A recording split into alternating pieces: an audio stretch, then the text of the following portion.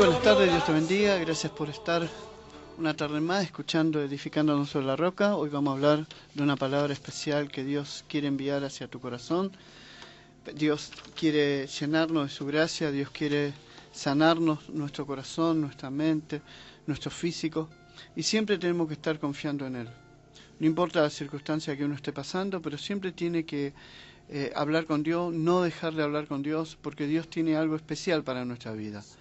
Por más que uno vea que vienen tormentas, la vida va a ser quizás un mundo de tormentas, pero la vamos a tener que ir superando. No es que llamamos las tormentas, pero a veces vienen tormentas empleadas por el enemigo y a veces vienen tormentas por causa de nuestras propias decisiones, pero sea por una cosa, sea por otra, Dios nos va a librar de esa tormenta. Por eso nunca deje de confiar en Dios. No deje que la duda se interponga entre usted y Dios, porque usted tiene una meta, es lograr el objetivo que tiene en su casa o en su vida. Y eso Dios lo está viendo. Entonces, ¿quién es el que te va a ayudar? Es Dios. ¿Dónde vas a ir? ¿A dónde iremos sin Dios? ¿A dónde podemos pedir ayuda si no es con Dios? No importa que estés hoy dentro de un hospital y que tengas que estar en terapia intensiva o que tengas un hijo ahí, que ya los médicos no te dan esperanza, o los médicos te dicen, mirá, este cáncer es maligno, o este tumor es imposible, o no va a volver a caminar, o el hígado, o sea lo que sea. Usted tiene que saber que hay un Dios. Entonces nunca deje de confiar en Dios y no deje de trabajar para Dios. Si el diablo por esa circunstancia te envió a conocer un hospital que no es el agrado de nadie, pero tenés que estar ahí adentro, predica la palabra de Dios, trabaja para Dios y Dios trabajará en lo tuyo. Predicala a cualquiera que se te cruce, predicala a los médicos, predicala a las enfermeras, hacete conocer que sos una hija de Dios.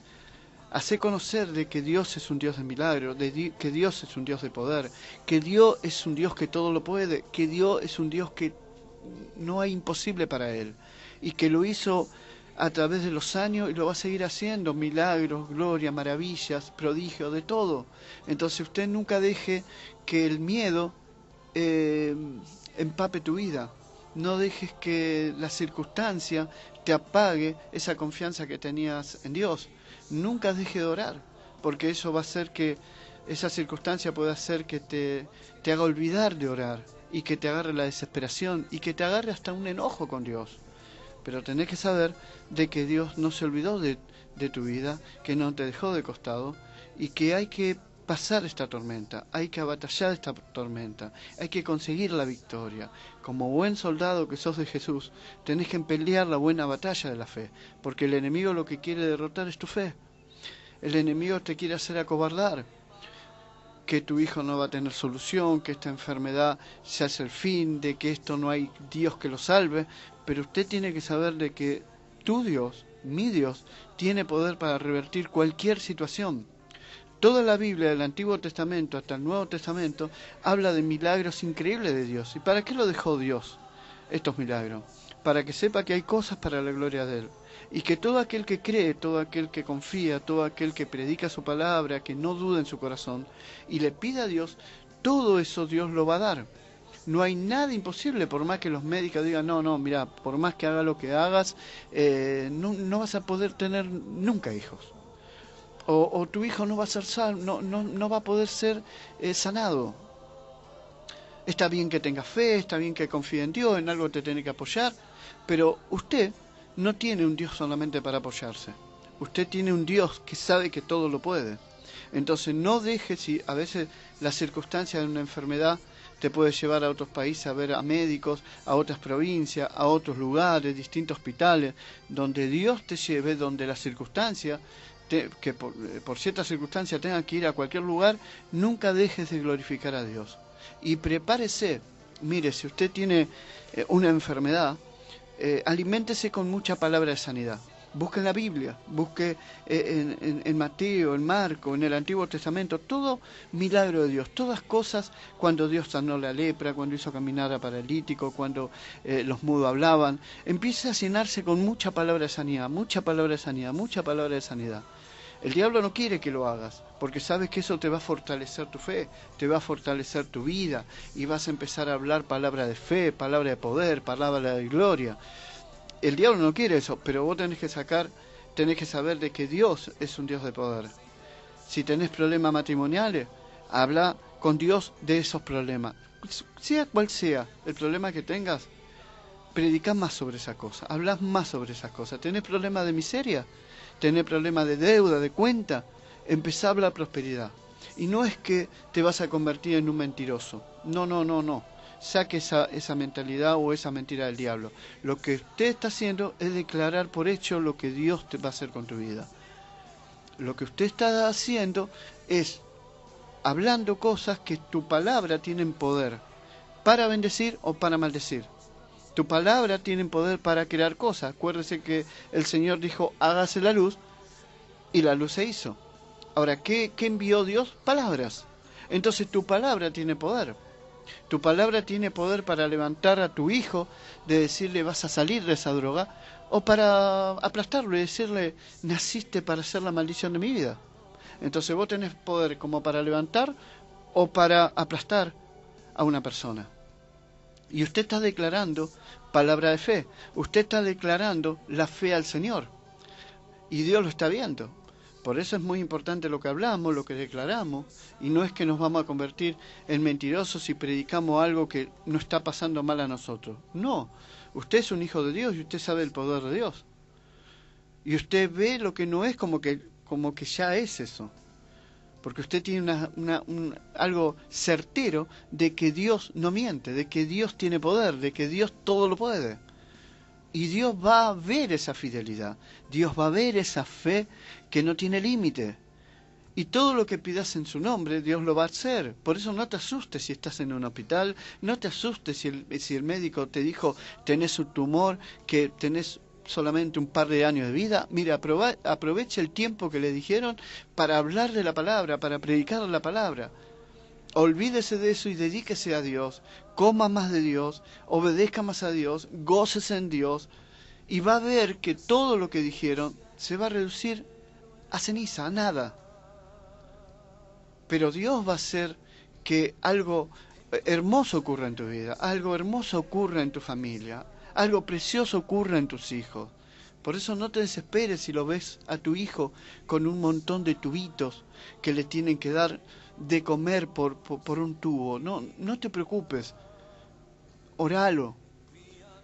Confía en Dios. No te decaigas. No te pongas mal. Porque tenés un Dios poderoso. Tenés un Dios de poder. Y si el diablo vino por un camino contra ti, se va a tener que ir por 7 caminos. Por eso no desconfíes nunca de lo que pueda hacer Dios. No te achiques, no te dejes vencer, no te rindas, no bajes la guardia, no bajes los brazos. Confía en el Señor, tené memoria de las cosas que Dios hizo en tu vida, de las cosas que Dios te escribió en la Biblia para que te fortalezcan día a día. Por eso cuida a tu familia, cuida a tus hijos, cuida tu fe, cuida tu presencia con Dios. No te dejes achicar por un problema. Por eso a veces el diablo puede traer problemas de salud, pero tenés un Dios. Y usted es el que rompe todas esas estadísticas. Vio que hay estadísticas que a veces a uno lo ponen temeroso, ¿no? A veces uno escucha que de cada 3 matrimonios y uno se separa. Bueno, usted diga, el mío no. El mío no se va a separar, el mío está bendecido por Dios. Aunque todavía esté con muchas peleas, usted ya declárelo. Aunque todavía hace mucho tiempo que duermen separados ya y parece que todo se rompe. Usted empieza a declarar bendición y usted empieza a tranquilizarse. Porque si usted declara bendición por un lado, pero por otro lado sigue con las mismas peleas, no. Usted tiene que estar tranquilo, usted tiene que estar trabajando. Usted tiene que dejar que Dios actúe y romper con esas cosas que son estadísticas del mundo o contaminaciones del mundo, porque a veces uno escucha tantas cosas en el mundo que el mundo te hace dudar de tu matrimonio, te hace dudar de la sanidad de tu familiar, te hace dudar de tu propia sanidad. Usted escucha tantas porquerías en el mundo y tantas cosas diabólicas en el mundo que uno venía embalado estabas corriendo bien y viene una palabra que te tira y vos venías bien y Dios ya tenía la bendición en tus manos para dártela. Por eso es importante ser más que vencedores, por eso es importante fortalecerse en Dios, para cuando venga el enemigo usted tenga una fortaleza que no lo deje pasar el enemigo. Es muy importante eso, porque siempre el enemigo va a querer derrotarte, terminarte, y que tu fe decaiga y que tu confianza se venga abajo, pero tenés un Dios, y Dios quiere hacer cosas importantes para tu vida. Por eso en este día, Señor, te damos gracias, Padre, por tu palabra, que esta palabra llegue a lo más profundo de cada vida, de sus corazones, de su vida, de su familia, que puedan tener nuevas fuerzas, que puedan ser personas usadas por ti en los hospitales, en las cárceles, en las plazas, en los lugares que se mueven, en los lugares que tú lo enviaste, que tú los uses, Señor. Yo te digo que se te abrirán puertas de bendición, que tu hijo va a ser sano, que tu matrimonio va a ser restaurado, que tu vida va a ser renovada y que todos tus huesos van a ser nuevos, porque Dios va a bendecir tu vida. Nunca aflojes, nunca te rindas. La palabra rendirse no tiene que estar en tu vida. Siempre tenés que tener confianza en Dios. Siempre tenés que estar como cordón de doblez con el Señor. Ahí. Tu fe, vos y Dios. Ahí. Que no se suelten nunca. Que siempre estén así. Vamos a ir a una alabanza, vamos a ir a un corte, una alabanza para empezar con la prédica de este día. No te vayas, que Dios va a tocar a tu vida, que Dios va a hacer algo muy importante en tu vida en este día para que aprenda a derribar enemigos.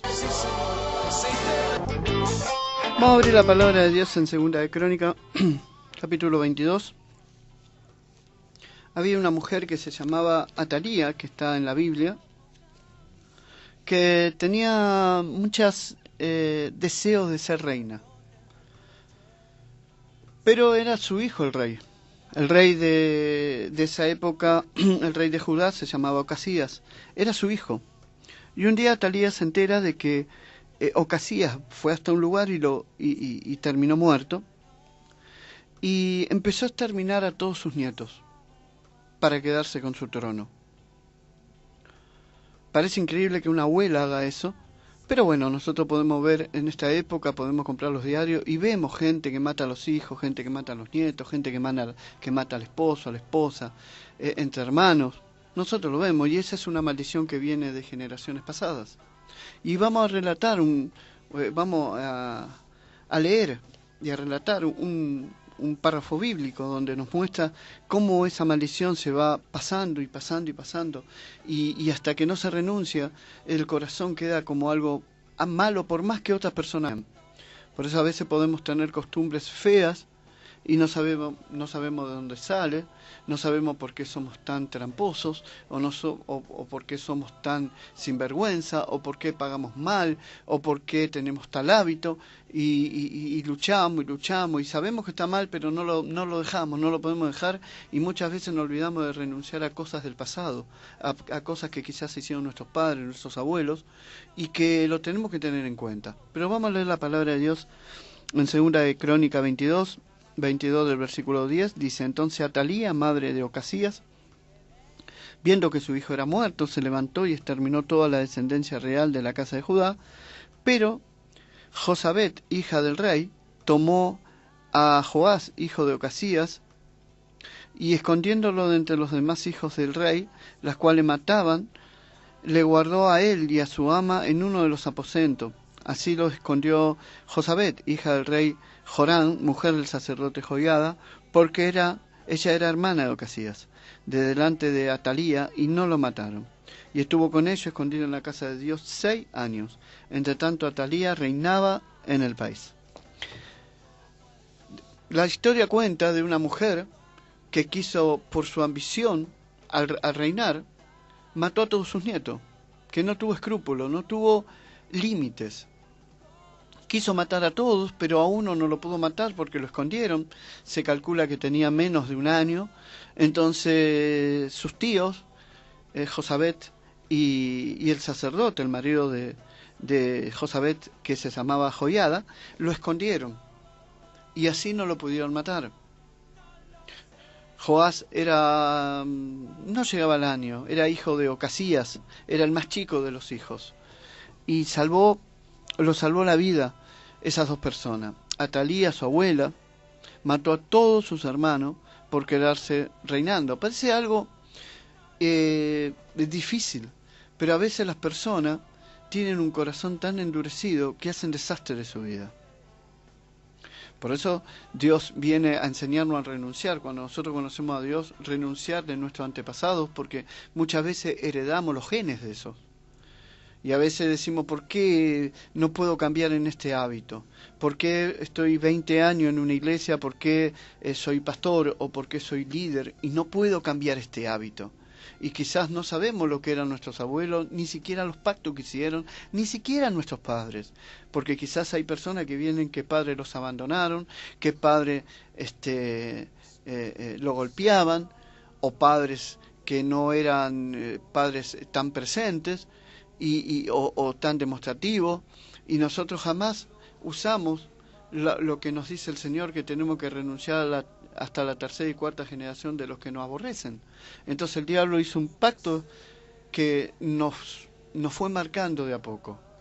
Sabe que Atalía enseñó a Ocasías, su hijo, padre de Joás, caminar impiamente. Sabe que Atalía era una persona perversa. Su marido se llamaba Jorán. Jorán era hijo de Josafat. Fue el gran Josafat, que era un hombre de Dios. Pero tuvo un desliz de no entender que las malas compañías corrompen las buenas costumbres. Entonces era como que él podía con las amistades. Primero se asoció con el padre de Atalía, que se llamaba Acab, que también tenía una mujer que era tremenda, que era bruja, que era hechicera, y casi más pierde la vida por ir a la batalla con un hombre que era un tramposo. Pero no solamente eso hizo Josafat, sino que Josafat, el rey de Israel, permitió que su hijo Jorán se casara con la hija de su amigo Acab, que se llamaba Atalía. Atalía era una manipuladora como era su madre. Josafat, que fue profetizado por Elías, empieza a cometer un error de no cuidar su descendencia. Jorán empezó a ser manipulado por Atalía, y también Atalía manipuló a Ocasías, su hijo. Era una manipuladora.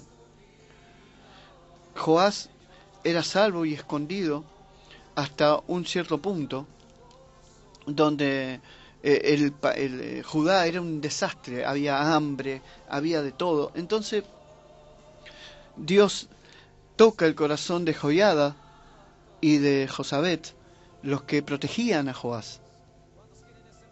Entonces va y junta a todos los principales de Judá y le dice, miren, yo les voy a contar algo. Atalía no es la descendencia verdadera, sino que Joás, él es el hijo de Ocasías, que tiene que ser rey. Ya Joás tenía unos 7 años. Entonces, cuando Atalía oyó el estruendo de la gente que corría y se dio cuenta que aclamaban al rey, y vino a la casa de Jehová y se dio cuenta de que la habían traicionado, pero la mandan a matar y queda Joás como rey. Joás tenía 7 años, pero lo ayudaba a gobernar el sacerdote Joiada. Y dice la palabra de Dios que Israel fue una bendición, que todo era bendición, que todo era maravilla, que todo era bueno, porque el sacerdote lo guiaba. Y mientras que era guiado, todo funcionaba bien. Vamos a leer en el capítulo 24. De 7 años era Joás cuando comenzó a reinar, y 40 años reinó en Jerusalén. El nombre de su madre fue Sibia de Berseba, e hizo Joás lo recto ante los ojos de Jehová todos los días de Joiada el sacerdote. Y Joiada tomó para él 2 mujeres, y engendró hijos e hijas. Después de esto, aconteció que Joás decidió restaurar la casa de Jehová, y reunió a los sacerdotes y los levitas, y le dijo: salid por la ciudad de Judá y recoged dinero de todo Israel, para cada año sea reparada la casa de vuestro Dios, y vosotros poned diligencia en el asunto. Pero los levitas no pusieron diligencia. Ahora, todas las cosas que estaba haciendo Joás estaba bien, pero acá hay una clave. Dice que hasta que murió Joiada, hasta que el sacerdote se fue de su lado, que Dios lo llevó, hasta ahí hizo todo bien Joás. Era un agradecido, le habían salvado la vida. Era un agradecido Joás porque le habían dado el reino, porque, lo iban a matar, y sin embargo, por dos personas que lo escondieron, lo ayudaron, lo compartieron la casa, arriesgaron su vida, él pudo salvar no solamente su vida, sino ser rey de Israel. Ahora, tenía que estar agradecido. Estaba agradecido. Pero después que muere el sacerdote Joiada, empezó a hacer lo malo ante los ojos de Jehová. Se dejó influenciar por gente. Se empezó a influenciar por otras personas y empezó a hacer lo malo delante de los ojos de Dios, y el pueblo sufría esas consecuencias. Joás, entonces es hablado, Dios envía lo que había al hijo de Joiada, que había heredado el sacerdocio del padre, que se llamaba Zacarías, que se había criado con Joás. Entonces va y le dice algo de Dios. Miren en el versículo 20 del capítulo 24. Entonces el Espíritu de Dios vino sobre Zacarías, hijo del sacerdote Joiada, y puesto en pie donde estaba más alto que el pueblo, y le dijo: así ha dicho Dios, ¿por qué quebrantáis los mandamientos de Jehová? No os vendrá bien por ello, porque por haber dejado a Jehová, él también os abandonará. Pero ellos hicieron conspiración contra él, y por mandato del rey lo apedrearon hasta matarlo en el patio de la casa de Jehová. Así el rey Joás no se acordó de la misericordia de Joiada, padre de Zacarías, que había hecho con él. Antes mató a su hijo, quien dijo al morir: Jehová lo vea y lo demande.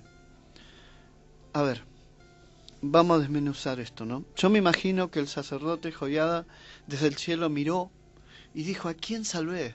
¿A quién ayudé? ¿Por qué?